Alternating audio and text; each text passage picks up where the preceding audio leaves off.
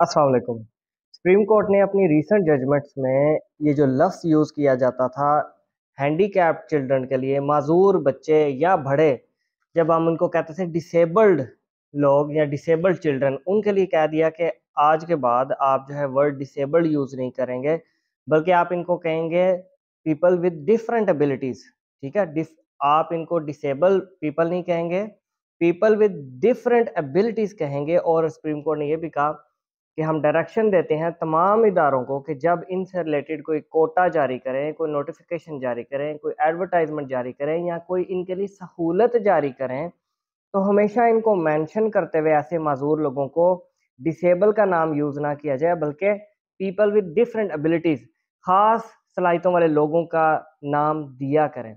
और ये जजमेंट का हवाला मैं आपको दे देता हूँ। 2023 की जजमेंट है, SCMR supreme court 2023, page number 518। और एक और जजमेंट इससे पहले आई थी, PLD 2020 supreme court, page number 599। ये दो बहुत इंपॉर्टेंट जजमेंट्स हैं।